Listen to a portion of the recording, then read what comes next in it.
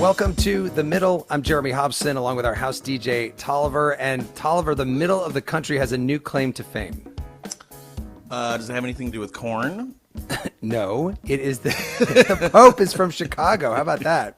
Okay, that's where I'm from. Yeah, well, I was, Instagram is having fun with this. I saw that now Michael Jordan is going to be named a saint, and Oprah will be the Queen of England as a result of this. So anyway, we are going to let other shows talk about that development and the ones that I just made up there. But we are going to focus this hour on the 70 million Americans who report having a disability. It has been 35 years since the Americans with Disabilities Act was signed into law by President George H.W. Bush.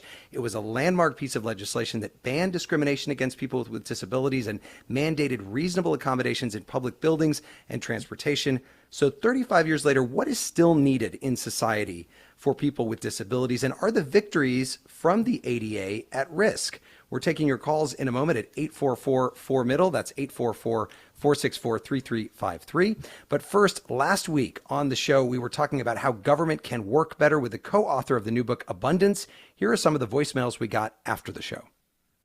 Hi, my name is Eddie Navarrete, and I am calling from Los Angeles regarding red tape. Here in Los Angeles, we have a lot of rules and building and safety city planning departments that are really at the root of limitations for our community. My name's Debbie. I'm from Manchester, Tennessee. I know it's a difficult job to do a government budget as large as America's, but I just think it would be better if we got back to instilling public service in people who run for office instead of all of the politics that we are just manipulated with. Hi, my name is Jim Sharp from Brighton, Massachusetts. I have a very difficult time with the Trump, but honestly, he's really taken the helm and pushed things. I think that Democrats should put together a Project 2029 or 2027 list of stuff. More action, boldness. Well, thanks to everyone who called in, and you can hear that entire episode on our podcast in partnership with iHeart Podcasts on the iHeart app or wherever you listen to podcasts. And of course, we've got our weekly extra One Thing Trump Did podcast on the Middle podcast feed. So now to our question this hour. 35 years after the Americans with Disabilities Act was signed into law, what improvements are still needed for people with disabilities? Tolliver, the phone number again, please.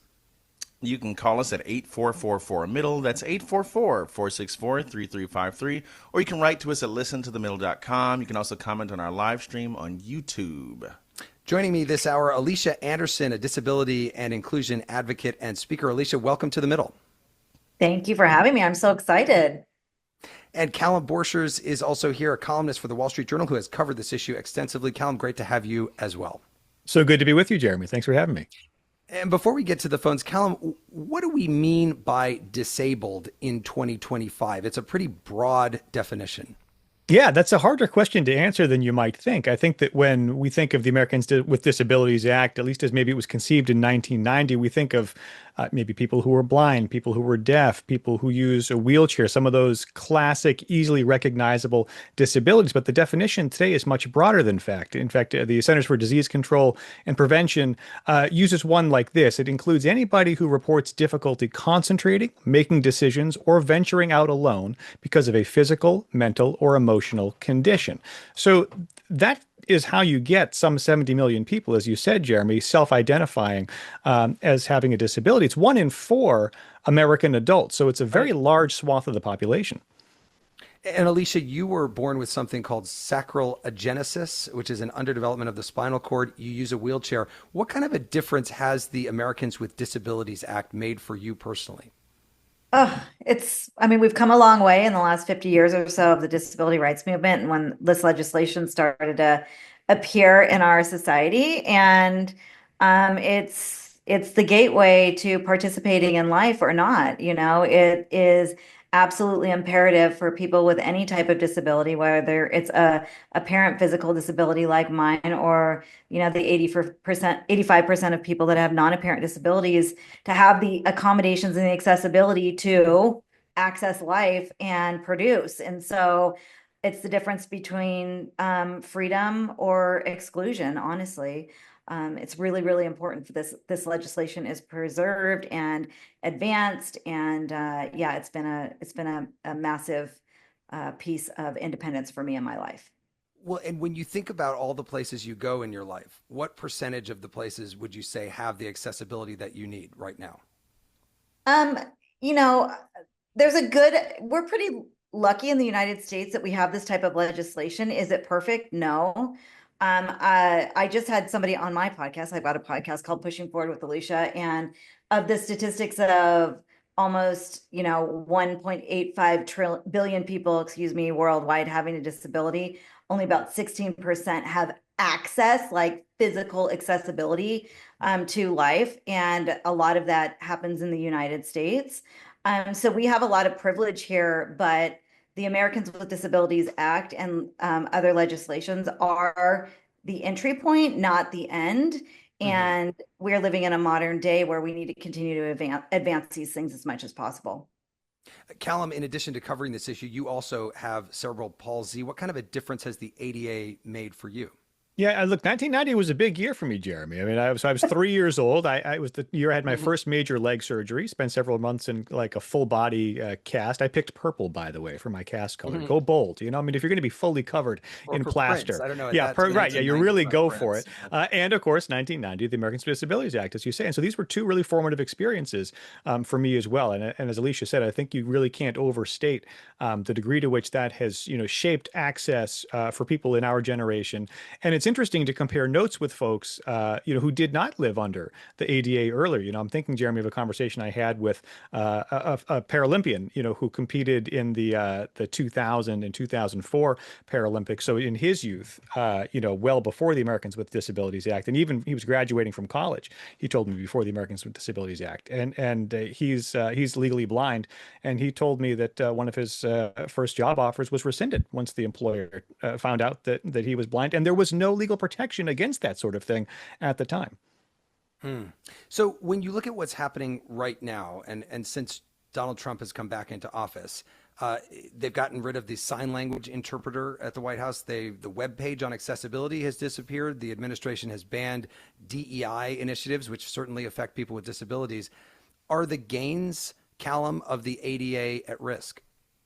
Well, some of them could be, and I think especially for folks who have, as Alycia said, kind of those invisible disabilities, right? So one of the things that really piqued my interest in my recent reporting is the recent uptick in people in the workplace. My column is focused every week on the workplace. People in the workplace asking for accommodations, and this is partly, not exclusively, but partly a post-pandemic phenomenon, right? I mean, the ability to work from home was really a game changer for a lot of Hmm. Americans with disabilities, and so when you look at the data from 2021 to 2024, how many Americans are asking for disability accommodations at work and making a complaint to the Equal Employment Opportunity Commission if they actually don't get what they're asking for? You've seen a 51% spike in just 3 years from 2021 to 2024. And a lot of those come from folks who are seeking mental health accommodations. So again, these are not necessarily the folks who are using a wheelchair. It's Hmm. not the folks who are visually impaired or deaf. These are folks saying, I have anxiety, I have depression, I have PTSD, I have some kind of mental or emotional health condition, and I would like a work from home accommodation to go with that. And I think that's the sort of thing, right? Because as you said, the Trump White House, in addition to scrutinizing DEI, is also banging the drum on get back to work, get Back back to to the work. office. Yeah. And so Right. that's where these issues intersect. Alicia, what do you think about that? Are the gains from the ADA at risk right now? I mean, 100%. There's legislation going on and lawsuits in about 16 states to pull back some of the real 504 Rehabilitation Act mandates. There's a lot of conversations going on right now, and there's a lot of fear factor around disability and inclusion that's false narratives that is leading us in a trajectory of absolutely having whiplash on this conversation. And I agree, since COVID and working from home and inclusive work has been more attainable for people with disabilities, we've seen so many strides happen. And honestly, a lot of education, a lot of the work that I do is in DEI and going into companies and talking about the benefits of accessibility and the innovations and the return on investment on having a shift in lens of looking at disability as an opportunity in the workforce rather than this limiting thing that we have to fear and pull back as, a compliance heavy financial obligation when it actually really drives innovation and dollars in the door. So, Well, and I'm glad you mentioned workforce, Alycia, because the numbers are pretty interesting that people with disabilities have like half the employment rate of people without disabilities in this country. I think it's less than that even, but yeah, it's, the employment rate is low, but was kind of the trajectory was growing a little bit more. But we have a lot of work to do in the workplace specifically to get to a place where employees with disabilities feel safe to talk about their disability and what accommodations they need, and for employers to look at it as an opportunity to implement a piece of accessibility technology that's going to allow their employees to be X amount more productive and profitable for them. So it's an absolute shift in the way that we look at disability for sure. Yeah. We're going to get to some calls in a moment. And a reminder, you can reach us at 844-4MIDDLE. That is 844-464-3353. You can also reach out to us at listentothemiddle.com. Tolliver, as we said earlier, it has been 35 years since the ADA was signed into law. Yeah, here's some sound from that moment. This is President George H.W. Bush in 1990. And now I sign legislation which takes a sledgehammer to another wall, one which has, for too many generations, separated Americans with disabilities from the freedom they could glimpse but not grasp. And once again we rejoice as this barrier falls, proclaiming together, we will not accept, we will not excuse, we will not tolerate discrimination in America. For the Gen Z listeners, George H.W. Bush was a Republican just like Donald Trump is a Republican. They do sound a little different on some of these issues. Tolliver, what are we listening to here? This is Ian Dury with I Want to Be Straight. Dury was diagnosed with polio at 7 years old and was paralyzed on his left side, and he has swag for days. Keep it locked. You're listening to The Middle. This is The Middle. I'm Jeremy Hobson. If you're just tuning in, The Middle is a national call-in show. We're focused on elevating voices from the middle, geographically, politically, or philosophically, or maybe you just want to meet in the middle. This hour, we're asking you what improvements are still needed in society for people with disabilities. Tolliver, can you give us the number again, please? Yeah, it's 844-4MIDDLE. That's 844-464-3353. You can also write to us at listentothemiddle.com. That's listentothemiddle.com. I'm monitoring those emails. You can also write to us on social media. I'm joined by Alycia Anderson, a disability and inclusion advocate and speaker, and Wall Street Journal columnist Callum Borchers. And let's get to the phones. Jennifer is in Wauwatosa, Wisconsin. Jennifer, I hope I said the name of your town right. What do you think could be done to make things better for people with disabilities? You did great on the pronunciation. Great. Thanks for having me on. I am a parent of a son, a 16-year-old son with a disability, and there are a couple of things that leap to mind. First of all, the funding of Medicaid is seriously at risk. There are a bunch of people in the disability community that get a lot of services through Medicaid, including, for my son especially, he gets secondary medical insurance through Medicaid. He gets respite care, access to camps, access to programs. He gets a job coach for his first job this summer. All of these things both help my family financially as well as allow us to kind of stay afloat in the world. The second thing from a disability perspective is, because we're in the thick of it, he's a sophomore in high school, my son is, and special education right now in Wisconsin specifically is funded at about a 30% level. We're advocating here in Wisconsin to get that funded at least a 60% level. So basically what that means is that our local school district has to come up with 70% of the funding for our special education programs, and some communities can't afford it, and other communities are really bootstrapping it to find even the funding to do the basics in this economy.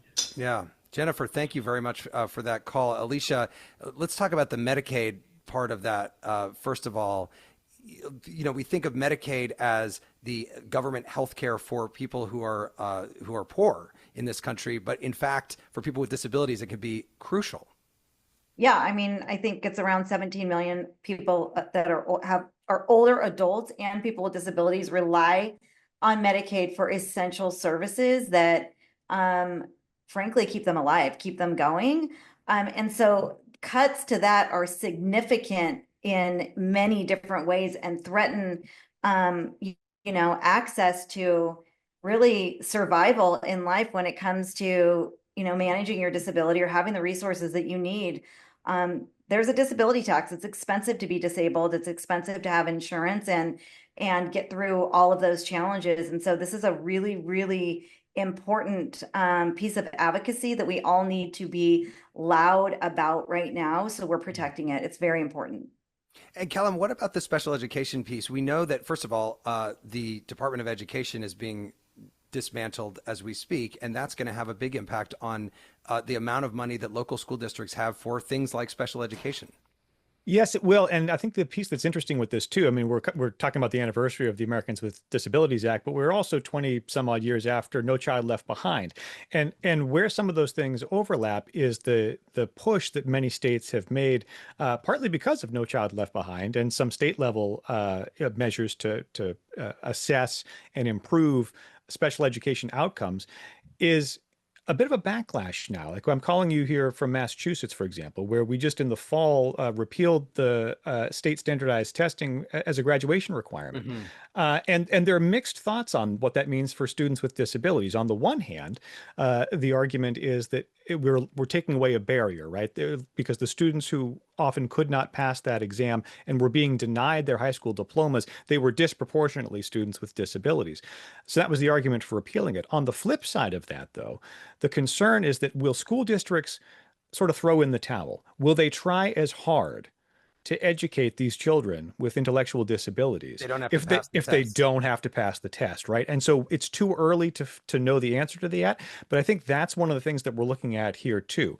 That's just one state's example, but that is part of the ripple effects here of, as you said, perhaps dismantling the entire Department of Education and perhaps also some of those No Child Left Behind laws that have been on the books now for 20 or so years.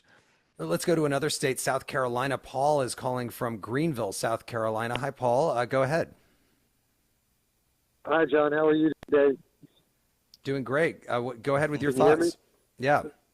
Well, thank you. So I was calling in about service animal law, service canine law to be specific. There are only two documented kinds of service animals, and one is a Shetland pony.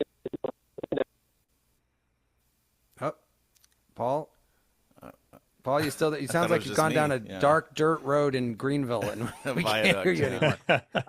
If you're able to call back in, we'll. Oh, Hey. and then yeah, okay, he's gone. Let's go to Jorge, who is in San Antonio, Texas. Hi, Jorge. Welcome to the middle. Go ahead with your thoughts. Howdy, y'all. Can you hear me? Yep, go ahead. Cool. No, so I came in halfway through the programming and whatnot, and I'm dealing with them in the worst parts of their lives. And as far as like the Americans with Disabilities Act, really, I think part of our problem is like incredibly structural and foundational, and the fact that most of our buildings aren't even designed to accommodate disabled, let alone getting a stretcher to the door. So I feel like if we as a nation start building more empathetically and thinking about people's needs as they get older, because every body will become disabled at some point, I think that'll actually help us to be more present in the moment, and then probably also start getting more policies in place and, I don't know, hopefully kicking people who are discriminating against the disabled and others in the butt. Anyway, that was my thought. Thank you for having me. Yeah, thanks for calling in. Let me get to another caller, and Kay, who's in Madison, Wisconsin. Hi, Kay. Welcome to the middle. Go ahead. What do you think could be done to improve things for people with disabilities? Well, my agenda is this. I was born severely premature and ended up blind in my left eye. I've been researching this. Seems to be what I was always told, that it has to do with lack of oxygen in the incubator, but the hospitals don't seem to know this. And there are 5 people in the senior center here in Madison. We were all born premature, and 5 of us were blind totally or in one eye, and that's out of a population of senior center, maybe 300 people. So you can do the math on that. Anyway, my main problem in terms of walking in Madison is it's a hilly area, and the street lights are white, which means if the sun is in back of the light, the glare just kills you. Also, to complicate my situation more, the doctors never, at least I never heard, and I do pay attention, that shingles is contagious. So I have a broken nose partly because of a disabled injury, and the shingles went in my right eye. So now I'm kind of 3/4 blind. So the senior center helps out by letting me use a computer, and they've adjusted a black screen. But the street walking is worse. And I've talked to people who say who are fully sighted, have problems crossing the streets. And I think the traffic speed should probably be reduced. It's probably 30 miles an hour. I used to work in traffic issues in New York City. I would reduce it to 25, and even a bicycle can probably kill you. And I'm not sure there's a law that it's required to wear helmets. Yeah. Okay. Thank you. Thank you very much for that. Alycia, when she talks about like the lights or reducing the traffic speed, I'm sure there are a lot of listeners who are like, wait, no, don't reduce the traffic speed. I want to be able to go 30 miles an hour. But these are the kinds of things that I think maybe the majority of Americans don't think about. But for an individual, that makes the difference between their ability to walk from one part of town to another or just participate in normal life. I think for both the last two callers, we need to understand that the world was not built for disabled people. It was built for a very typical able-bodied perspective. And so there's all these challenges that we run into, and how we do better in that is prioritizing universal design approaches that are taking, multiple abilities, lived experiences into, into the development of new infrastructure, new cities, new schools, new workplaces, where we're reducing a lot of these barriers that are very isolated to this perfect able-bodied scenario. Because the fact is disability is a part of human nature. We all become disabled and in and out of it throughout our lives, and we haven't been historically building environments and infrastructure that accommodate diverse abilities. And so I think starting to look through a different lens of how we're developing is the way we start to solve these things, moving into a modern place of inclusion. Tolliver, I know some comments are coming in online. There's so many. I'm typing them up. Okay, so McDuffie from Georgia, and he stresses the state, not the country, says, isn't this best left up for states to decide? Aren't the individual states the best arbiters of what works for their residents? Why does it have to be a government-led solution nationwide, one ramp fits all solution? Let's go to Callum on that. Yeah. What about that? Having the states make their own decisions about this as opposed to the federal government? I mean, I think the challenge there is that you'll just get very inconsistent levels of accommodation, which we already have to some degree. I think that partly comes down to enforcement. But I mean, I'm thinking of, a conversation I had with a woman named Justina Plowden. She's the reigning Miss Wheelchair Louisiana, by the way. And she says her platform as Miss Louisiana was increasing, accommodations for wheelchair users in, sidewalks and public transit in her area. And she's, in her part of Louisiana, where she lives, it's still very spotty, and she has a hard time getting around. And so, I understand the states' rights argument. I also understand the argument from people like Justina who say, why should I in Louisiana have a poorer experience than somebody in New York City? I would submit this might be an area of bipartisan agreement, Jeremy. I mean, Alycia, you said the magic word a moment ago, infrastructure, right? I mean, remember the first Trump White House, every other week was infrastructure week. This might be an opportunity where you could actually get some bipartisan agreement to make some gains that are really not political one side or the other. Let's go to Steve, who's in Edwardsville, Illinois. Hi, Steve. Welcome to The Middle. Go ahead. Well, thank you for taking my call. I'm an attorney in downstate Illinois, and I go to courthouses all over the state, and many of the rural counties don't have accessible courtrooms. The courthouses sometimes are 2 stories, and the courtrooms are on the 2nd story, and there are long flights of steps. So I see an area of improvement for accommodations in courthouses. That the rural areas, I mean, just sort of to the point that we were just talking about, Steve, that the rural areas are not the same when it comes to accessibility as maybe a major city. Right. And a lot of these rural counties are cash-strapped. They don't have in a lot of cases, the financial wherewithal. So that's where you need a federal program to step in, where the counties, some of these counties are barely getting by. And so that's my area that I've seen in my daily life, where I see people who go to court and can't get into the courtroom. Yeah, I don't Steve, know what they do. Yeah, thank you very much for that. Alycia, I'm going to come to you and ask you just about the cost of upgrading places. It's not cheap. I remember a building I used to work in. They expanded into another building, and they had to create a ramp between the two, and it was either a ramp that had a really low grade, or they had to build a little elevator just to go 5 feet down from one side to the other. But it's not cheap to do that. Do you need federal money in order to make something like that happen, or can companies afford to do it? I like to look at it from another perspective. Is it's not cheap, and it's a missed loss of return on investment to not have accessibility. You're leaving out a massive population to come in and be consumers, to spend money, to participate. And so if you have to spend X amount of dollars on, for your example, a ramp, how many more customers, consumers do you bring in the door? It's innovative to have accessibility implemented from a philosophical standpoint in an organization, company, infrastructure, because it allows more bodies to participate. And I think that's an old, tired way to look at accessibility. Money, delays, dollars.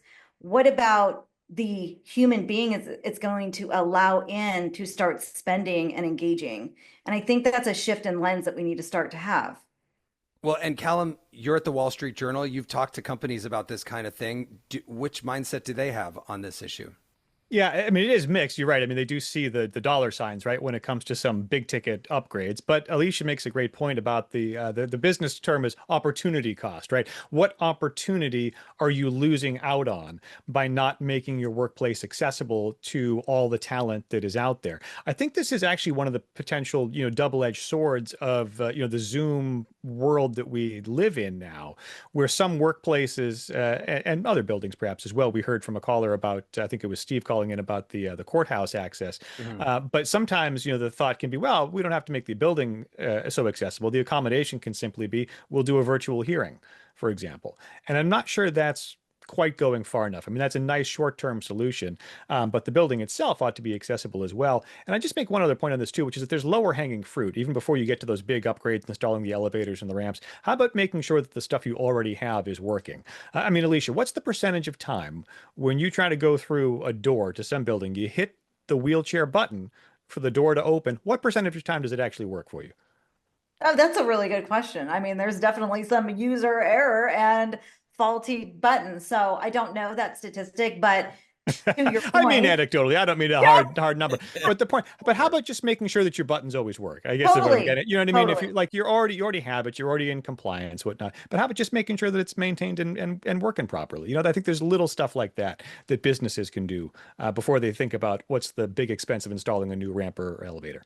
Yeah. By the way, Alycia, how do you feel about people who clearly have like a really high-end dog that they take on a plane, and it doesn't really seem like that's a service animal, but they're getting away with it anyway? I mean, does that hurt the ability for companies to? No, I don't do that. But does that hurt the ability for companies to, make things accessible when people, in my view, would abuse it?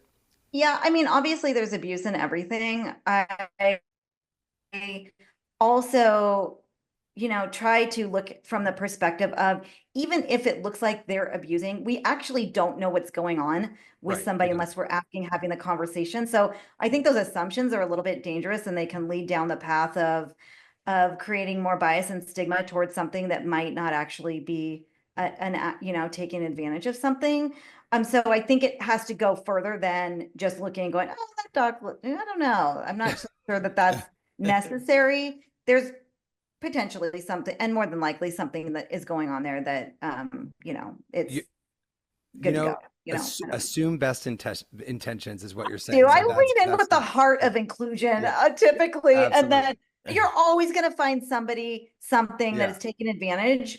That's not a reason to not have these programs in place and advancing them, because there's so much value in it. So, well, Tolliver, one of the trailblazers of disability rights in this country was activist Judith Heumann, who passed away in 2023. Yeah, she delivered some powerful words in the 1988 Senate hearing on discrimination on the basis of disability. When I was 5, my mother proudly pushed my wheelchair to our local public school, where I was promptly refused admission because the principal ruled that I was, quote, a fire hazard, end quote. I was forced to go on to home instruction, receiving 1 hour of education twice a week for 3.5 years. Was this the America of my parents' dreams? My entrance into mainstream society was blocked by discrimination and segregation. Judith Heumann, who was known as the mother of the disability rights movement. Tolliver, what are we listening to here?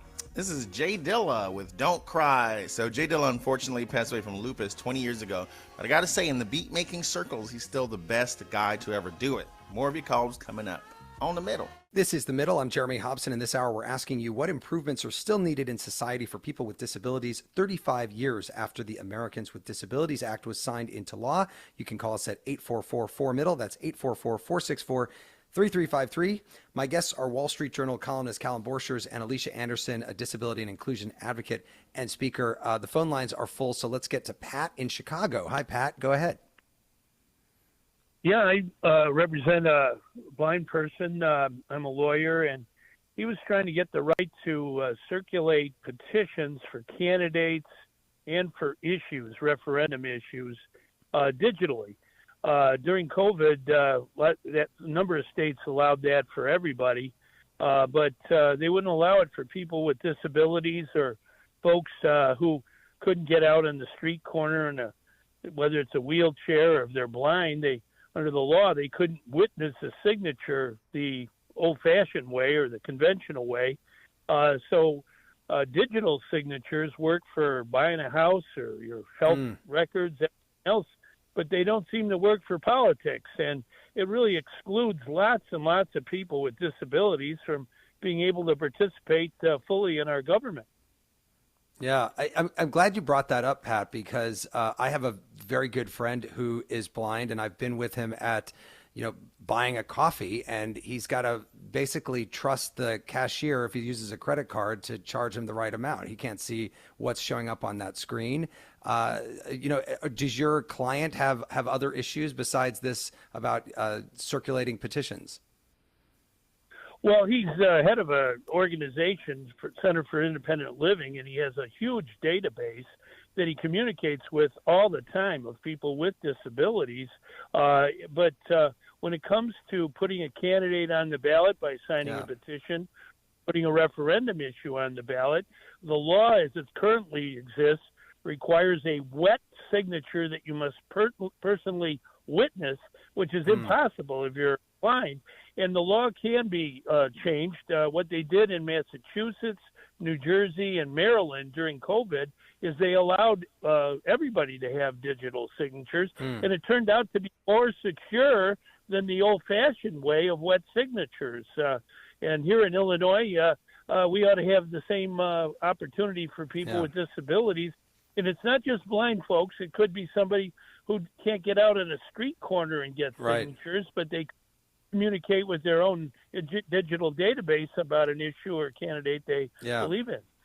Pat, thank you very much for that. And Callum, I'm going to come to you and mention also that we are a country that doesn't make our dollar bills different sizes so that people who can't see what's on them, like other countries, like the euro, you get a €5 bill and a 20 and they're different sizes. We don't do that in this country.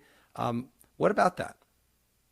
It's a good question. I didn't really know much about this, Jeremy, until I started looking into it this week. And the U.S. Bureau of Engraving has taken a different approach to this. They're apparently developing I guess what you could call like a braille currency, like raised tactile Mhm. bills. But we're not expecting the first one to come out until 2026. The first $10 note is on schedule for next year, apparently. In the meanwhile, though, the Bureau of Engraving and Printing has distributed more than 100,000 currency readers. They say this is like a standalone device that people who are visually impaired can use to read bills in the absence of something tactile. And they've also, just as of March of this year, they've also got this mobile app with almost 200,000 downloads that basically turns your smartphone into a currency reader as well. So they're going with a more digital, high-tech solution, I guess you could say, than the enlarged note itself. Another caller from Chicago that's not the Pope, but Allegra is with, don't know us. Yeah, with us from Chicago. Allegra, go ahead. Hi, can you guys hear me? Yeah. Okay. Well, thank you so much for your piece. I'm really glad that we're talking about this. I'm a special education teacher. I have been for over 20 years. And one of the things I was thinking might be helpful for people to know is that something that we can do just as citizens and neighbors, if we're able, is to shovel the entire sidewalk during the winter. Sometimes people just shovel like what their shovel holds, which is about half the sidewalk. But if you're a wheelchair user, that doesn't help you get down the street. And it helps you stay in bounds. So it doesn't really have to do with policy or anything, but it's just something that I always wish we would do. And also to look out for the curb cut. Like if you're shoveling and you live by the road or you just like getting exercise in the winter, like to check out your curb cuts and think about, could a person using a wheelchair get down the street in the winter if they needed to? Yeah. Allegra, thank you. Thank you for bringing that up. Alycia, I mean, you live on the West Coast, so you probably don't have to deal with snow. I don't. but I'm sure this has come up in your conversations as an advocate. Yeah, I mean, I think to her point is let's be aware of our environment and what the collective is kind of going through and navigating, and how do we make the world work again more universally, that we're thinking about creating paths that work, right? Whether it's shoveling snow or, creating universal access somewhere. I lived in Europe and did a master's program over there, and that's where I really learned how to come together collaboratively and find paths to access when accessibility was very, very limited. And it takes someone like this woman, I'm so sorry, I don't remember your name, I apologize, but Allegra. Allegra, seeing something, and then also like on the disabled person's perspective, like how do we come together and find a path forward that works? And so like that was a perfect example of just being aware of environments that might be limiting, and how can we like as a community solve for problems. Jonah is calling from Kimberly, Wisconsin. Hi, Jonah. What do you think could be done to make things better for people with disabilities? Hi there. Thanks for having me on. I think that in general, human beings are looked at, their value is determined by how much money they can produce, how many hours they can work. I think that's a really awful way to look at all of humanity, and it's one of the big reasons why disabled people are looked down upon, because they have a harder time working in most jobs. But we shouldn't judge people solely for the capital that they produce. We are human beings, So I think that the billionaire mindset, all that junk, I think it's one of the main reasons that we don't treat disabled people very well. Interesting. Callum, what do you think about that? I think Jonah makes a great point. I think the second piece of it too, though, is that we also sometimes underestimate, what that ability is, right? So there's the layer I think that Jonah's talking about is let's not diminish the human value of people who may not, air quotes, contribute to society, right, in the way that we conventionally think of it. But also let's look for potential in folks that you may have overlooked in the past, right? I think that's been one of the pleasant developments, post-pandemic. again, partly because of the work from home accommodation. I think companies sort of woke up to the reality. We saw the employment rate rise for people with disabilities. Once you took away that By barrier, a lot, a I lot of them think, right? by a lot, of having to get physically to the office. And it can be small stuff, Jeremy. I mean, I'm thinking, I used to commute to an office every day, for example. Yeah, I tell you something like in the winter, just on my body having cerebral palsy, sort of being kind of stiff, and I just won't move as well in the winter. Like that kind of thing can take a little bit of a toll. And so if you have more absences, let's say, or you're not your full energetic self at the office because you expended a lot of energy just getting there in the first place. I think those are things that we don't always see or think about. And so when you can make those accommodations like that to make sure that you get the full potential out of somebody who has a disability, I think that's sort of the next level of what Jonah's talking about as well. Let's get to Eva. Oh, yeah, go ahead. Well, I was just going to say, and also keeping in mind that making the environment more dynamic and it's not necessarily the disabled person not being able to fully participate. It could be the environment in which is limiting. That's the problem. It's not the disability. It's us needing to be more adaptable and accommodating. I had somebody on my podcast that is neurodiverse and he's building AI and he's doing all these amazing things and he works really, really, really, really hard. And all he needs is like a quiet room for 30 minutes to go rest his brain. And then he's back at work hustling. And if we're not creating those flexible environments for people with disabilities to check out for a minute or, have whatever accommodation that they need, Right. then there comes the problem. So it's the accommodations that need to be more flexible within work environments. Yeah. Eva's in San Antonio, Texas. Hi, Eva. Go ahead with your thoughts. Hi, thank you for having me on the show. I really appreciate it. So, I have a 16-year-old daughter who has depression, and I noticed that a lot of people, just friends and family even, who think disability automatically think physical disability. They don't, I guess they don't think of a mental disability. It's more like a secondary disability, if that makes sense. And so we come across a lot of, with school, for example, and a lot of issues with that. And there are days where she can't get out of bed. She has depression that bad. She's had self-harm, et cetera, et cetera. But any which way, the point is what I would like to see is a better education for mainstream, quote unquote, mainstream people, for the public to understand that if you're disabled, it's not automatically a physical disability. There's mental health disabilities, and people need to be educated and be more aware of that. And I'm afraid that when she goes out into the workforce, I mean, she's 16 now, and she's going to go find a job, and then there are days where she can't function because of that depression, and then lose the job. And I wish there would be a better education for people to understand. Yeah, especially, Alycia, what do you think of people who, there are so many, I mean, we mentioned more than 70 million Americans identify as having some kind of disability, and many of those would not be visible disabilities. Yeah, I mean, most of them are not. And the girl in the wheelchair has been the symbol, but it's actually a very, very small percentage of people who have disabilities like mine that you can see very clearly.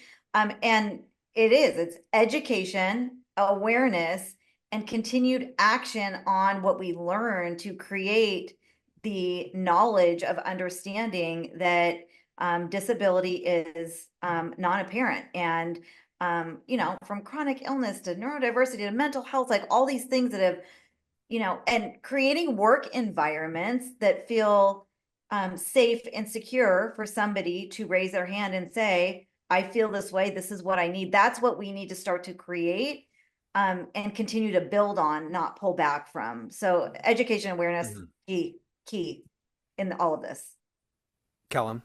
I would just add that there's, this mindset shift that Eva's talking about is a work in progress within the community of people who have disabilities as well. And I think that's important to know as well. I'm thinking of a decade ago, Jeremy, in my younger, fitter days when I was rowing, I used to train with some really high level, like Paralympic rower types. And we're talking about sometimes people who, they got legs blown off in Iraq or something, or they have, spina bifida. And for folks like that, I will tell you, there is a little bit of eyebrow raising when they hear about somebody who says, well, I can't go do such and such because I have anxiety or I have depression. Not everyone, but I think that's a real thing. For people who have a very big physical impairment, sometimes those folks also, it's not just able-bodied folks, sometimes those folks too have a hard time recognizing the complexity of mental and emotional disabilities as well. So I just think that's important to note as well. This is a work in progress for all of us. Yeah. Nathan is calling from Tampa, Florida. Hi, Nathan. What do you think could be done to improve things for people with disabilities in this country? Hey, how's it going?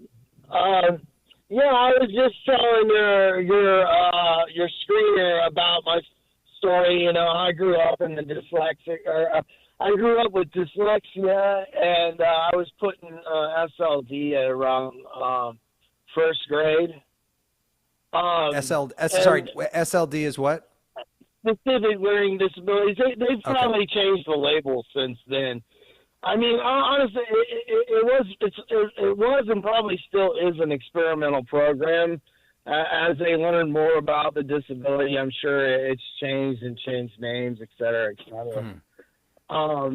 But I always wondered, like what kind of effect this has on the population. And I've always wondered, like, outside populations like Japan or other nations and how that's affected them. But one time I was listening to Bill Maher, there was a guy talking about dyslexia. Apparently there's a large number of people in the prison population that are dyslexic. I think it's over half. I'd have to look at it right. I'd have to look it up right now. Yeah, but it's an alarming number. And I've always been the, of the school that you should prevent instead of trying to clean up something. You should prevent it. Yeah, I think we've got it there. Alycia, I think one of the things that he brings up there is that maybe people can't make it in society because of their disability and end up in a prison situation or end up in a situation that is that a problem that you're seeing? I mean, I think that's I mean, I'm sure that's a percentage of a certain amount of people. Right. But there's so many other narratives around disability that we're needing to project into the society about the possibility of the lived experience. Honestly, there's going to be a percentage in every population for what you just described, but I think it's starting to have the conversations as well of the power of the lived experience and what we bring into the community and into the world. Callum, just a few seconds left here. Let me give you the last word. What do you see as the biggest obstacle to better inclusion in society for people with disabilities? Is it about, as we've been hearing all these callers, is it about stigma? Is it about infrastructure? Is it about lack of understanding? It's some of all those things. I guess the biggest thing I would say is maybe an inability to see the big picture. Think about that lost call. Maybe ending up in prison is the extreme example, but maybe the more likely scenario is if we don't include and accommodate disabilities early on, maybe somebody doesn't end up in prison, but do they end up on Medicaid later on? Do they end up on SNAP benefits later on? If you don't like paying for the special education services now, you're really not going to like paying for the Medicaid and the SNAP and other accommodations down the line. Isn't it better to invest in folks early on and bring everyone into the fold of our society so they can be the fullest versions of themselves and contribute the very best they can at whatever ability level they have? And I think that ability to see the big picture will make all of us maybe a little bit more generous with one another and a little bit more empathetic as well. That is Callum Borchers, a columnist for the Wall Street Journal. We've also been speaking with Alycia Anderson, a disability and inclusion advocate and speaker. Thanks so much to both of you for joining us. Thank you. And don't forget, The Middle is available as a podcast in partnership with iHeart Podcasts on the iHeart app or wherever you listen to podcasts. And coming to your feed in the next few days, an episode of our weekly podcast extra, One Thing Trump Did. We'll talk about Signalgate and more of what's happening in Pete Hegseth's Pentagon.